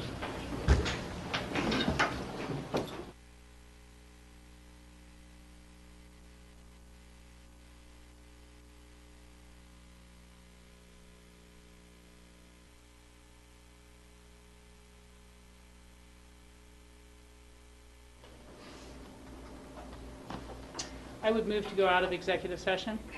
Second? Any further discussion? Seeing none, all in favor, say aye. Aye. Jim? Rob, I'm not always a very good communicator, so I apologize for that. Let Fred take a stab at better explaining or communicating what I was trying to explain. So I think our objection, our concern, what Jim's trying to articulate, is that the way the resolution appears to be drafted to us, it's a statement that the applicant has yet to propose a remediation that is acceptable to the BOCC based upon the previous takings determination. And what Jim's trying to say is, we've spent $75,000 in 2 years trying to come up with something, and even your staff has said in memos that we have done the best we could possibly do. So if you do not like any of the remediation that's been proposed and you would deny it, then say that. Say we deny any remediation because it can't be done and we're back to a takings. But don't say you haven't done a good enough job, go back and do more.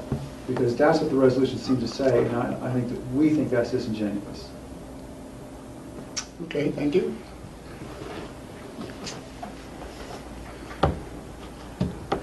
Lauren?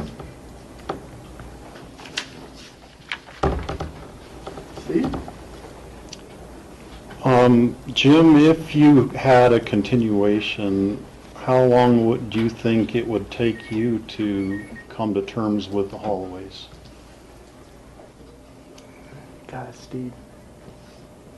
You know, it's in our interest to do it as quickly as possible, but we would have to do field topography. Realistically, it could be February, March of next year. We would submit information to Suzanne. She would review it. I mean, it's not going to be 30 or 45 days. It's going to be, because I would take it to the same level of detail that we took the other one to. So I would have to say February, March, January, February, March, something like that. Because there are two components. One is trying to come up with something acceptable to Holloways. And then once we get there, we have to come to the county and make sure it meets all county code requirements, standards, and we get a permit for it. And if it doesn't, then we have to go back to Holloways and say, the county won't let us put it here, it's too steep, or whatever, you have to modify it. And so there's a negotiation that's taking place. Well, it seems to me, again, I'll restate it, is that based on the new information that may need to go through court, that there is a strong possibility that there is another legal access to the property, which we did not have earlier. If we had that earlier, I think this conversation we would have resolved it right then. So given that new information, it seems like it's really in your hands between the two parties, and if necessary to go to court. I don't see it. I think we can make a decision at this table now. Michael? I would make a motion denying the GSS Properties LLC site plan review for a driveway. I'll second for public comment. This is a public hearing. Anybody wishing to make a public comment at this time? Seeing none, we'll close the public hearing. And Jim? Once again, I have no problems with a resolution of now. Relative to this specific resolution, can staff give me direction on what can be done to this pending driveway to make it comply with code? John Ely? Staff doesn't plan applications. Okay. That's my problem. You've got me in a catch-22. Well, sometimes that happens. Sometimes we get caught. Rob? I'll be honest, I'm still a little torn on this because I do see a little bit of the point of view of the applicant that, you know, if the Holloway access does fall through or does not exist for some reason, the courts find, then the applicant very likely is going to come back with the exact same application, maybe with a small modification to say, well, look, we moved this tree from here to here. And then we would be judging this application based on its being an acceptable bad case scenario, as opposed to judging this application as not acceptable because they have another access. And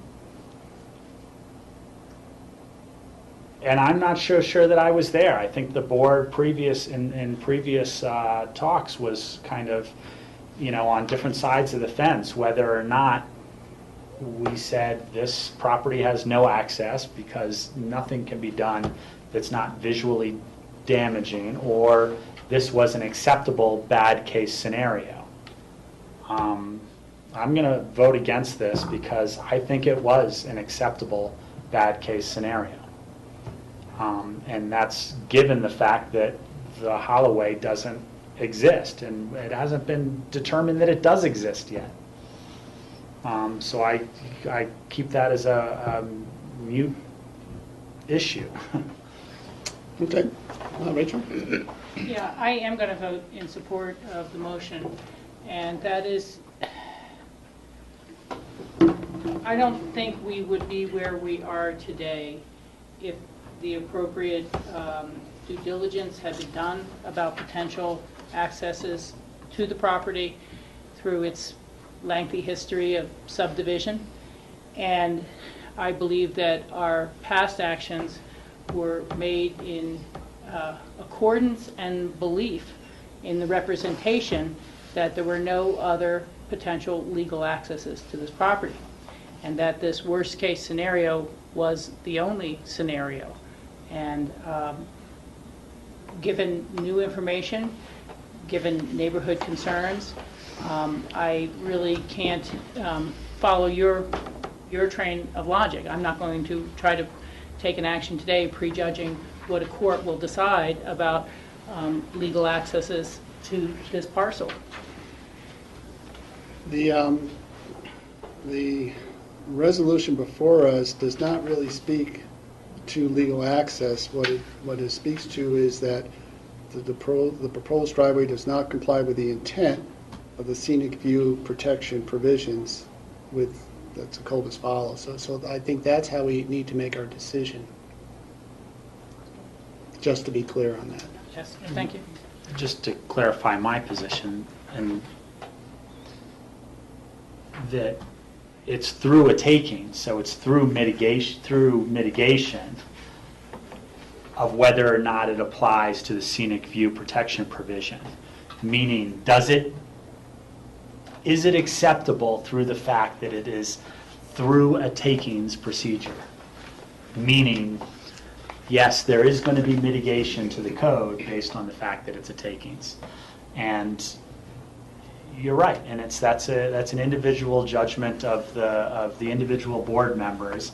It's not, is it A or B, and if it's not A, well, you can't vote for it. It's through mitigation of a takings proceedings, is it acceptable, or do you go to litigation through the takings? Michael? Yeah, I mean, I understand your dilemma, Rob, but we wouldn't be at a taking had, as Rachel said, had the research been done on alternate accesses to this property. That isn't our responsibility. That's the responsibility of the applicant. The current applicants haven't owned the property for that long, but their father has, for 40 years. So I'm sorry, I have great respect for Jim, but don't put it on us that you come to us with insufficient information and lead us to the wrong conclusions about the property. Because as their attorney has said, they believe they have 100% access. That's what Fred just said. So it isn't about takings. It shouldn't have been about takings. It should have been about the due diligence of the applicant. Can I ask a question? Because I want to learn a little bit here too for further records. You know, it seems to me that, you know, the problem is we are where we are. We're in a takings. Is there a way to undo the takings? We're not in a takings, actually. The takings determination has been made. That's what I mean. A takings determination has been made. So that's a done event. What we're in now is an evaluation of the site plan. That's it. So we can't undo the determination of the takings. What's in front of us right now is the determination of the site plan. So we can't undo what's been done. Unfortunately, that's where we are. So the mistake was made because this information wasn't brought forward, and we are where we are, and we have to make that decision based as if, you know, or at least that's the way I'm viewing my decision. So that's where I am. So thank you. I think that was good information for me to know. Jim? Go ahead, Steve. The applicant has asked for a continuation based on the fact that there's a very strong likelihood that they can work out an agreement with the neighbors and gain access through that. And I'm willing to give them time to do that, not till February or March, which would be when you would be bringing back another site plan for a different driveway. But I think within a month's time, they probably will have a resolution with the Holloways on this property.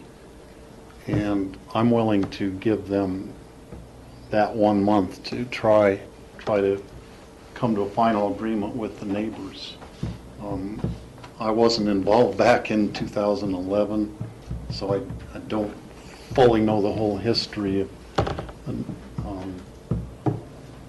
All right, that. So I would vote against the resolution as Michael That's moved fine. it. We have a motion, we have a second. I'm going to call the question at this point. All in favor, say aye. Aye. Opposed? Nay. Okay, thank you all. Thank you.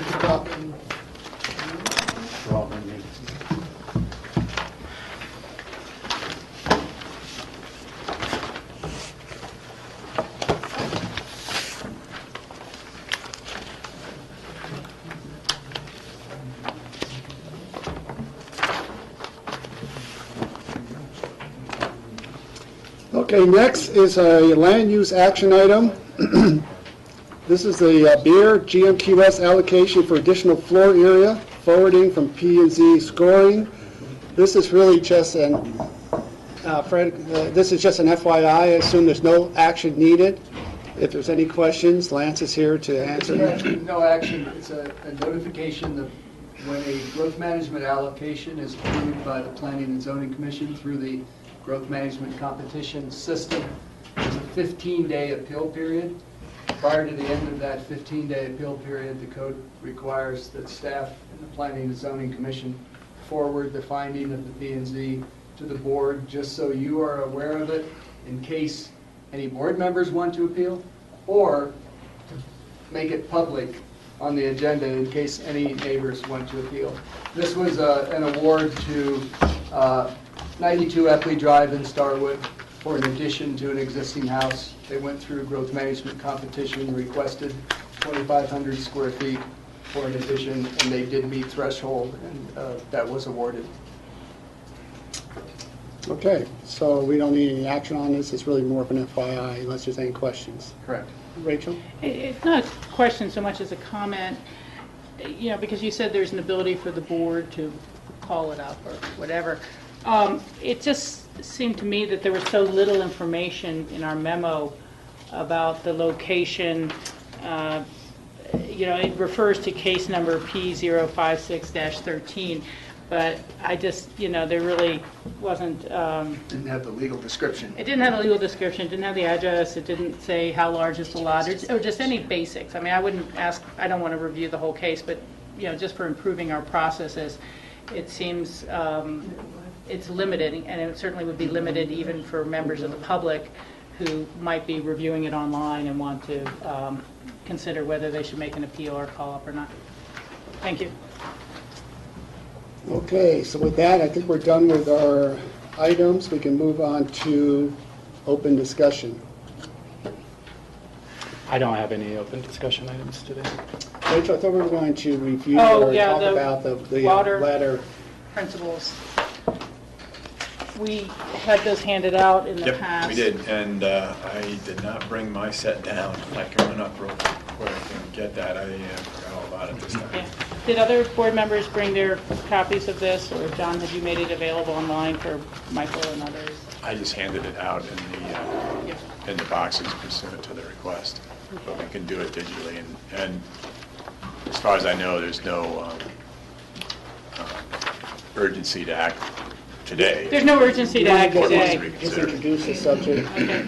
The Northwest Council of Governments Water Quality and Quantity Commission group has been developing these West Slope principles, and they are to help inform the state Colorado Water Conservation Board in its development of the Colorado Water Plan. And there is anticipated to be a draft of that plan by the end of 2014 and final adoption of that plan by 2015. QQ wanted to take a little bit of a leadership role because our West Slope communities are really in the, I don't know if you'd call it negotiating, but in the hustle and bustle and jostling of working against with front range interests who at times seem to really overlook or downplay West Slope concerns about water quality going forward, the impact of future diversions, the impacts to basins of origin, should there be future diversions, comments made by the Front Range that they don't believe that minimum in-stream flow rights should hold during times of drought or water shortage, that there should be no future designations that might affect the ability to divert water westward, such as wild and scenic river designations, that any future recreational in-channel diversion rights should be subject to or make allowances for future diversions, really undermining rights that are very important to protect the environment. And so this list, I know, has of comments are broad. They're not project specific. They're trying to set up some guidelines for things like that. And it's, again, something that they're shopping through the West Slope 1177 roundtable basins. The Colorado River Basin, about 2 weeks ago on Monday, voted to endorse them in the draft in concept, because it was still, kind of little teeny bits of wordsmithing, but not major wordsmithing going on. I know Summit County has passed a resolution of approval, and they're taking them to the Gunnison Basin as well as the Yampa White and the Colorado, and I think the San Juan, so that there can be kind of a broad statement of the principles that the West Slope things should be honored and respected in the water plan. So that's what the item is, and I guess at a time when everyone, has had a chance to look at them, I'd like to ask that we have a resolution of support on either our consent calendar or however the board would like to go through those. Okay, so give time for everyone to read it, and if they have any questions, maybe we could discuss it next week if we have time, and just so it doesn't sort of... Yeah, and then perhaps we could try to get them on the agenda for the 25th for the regular meeting in the consent calendar, if an open discussion seems to support, indicate support. Okay? Good. Okay. Thank you. John? No, I guess Rachel covered it all. I agree. No, I'm good. Yeah, if you want to add anything. Yeah. Well, the QQ effort here, I appreciate, because it refers to other documents that are already established, and and folds back their implication on continued diversion from the west slope to satisfy a front range need in response to Hickenlooper's directive to the CWCB to come up with a statewide water plan by the Christmas season of next year in a draft form, and then a recommended form for adoption by the following year in 2015. There is definitely a strong push for at least one more Trans-Mountain diversion project, particularly with the South Platte Basin doing the pushing. And so this, I think, I would see as a first statement to be interjected into that dialogue by at least one group of Western Slope communities, and whoever can get behind it. It's certainly more advisable than to remain silent in the face of hard planning for a more Trans-Mountain diversion project. Yeah, and one last comment would be that Barbara Green, the attorney for QQ, developed these. They weren't just drafted by our board members, and they have been circulating through the attorney's office of the various counties and members of the group. We also did present those to James Eklund, the new head of the Colorado Water Conservation Board, when I was down for that meeting Thursday a week ago, as our draft principles that we are continuing to work on adoption by the various members. So it just would be timely if we can move it along. Good, all right, thank you. Thank you. Any other open discussion? Seeing none, I accept the motion to adjourn. So moved. Second. All in favor, say aye. Aye. Great, thank you, Grassroots.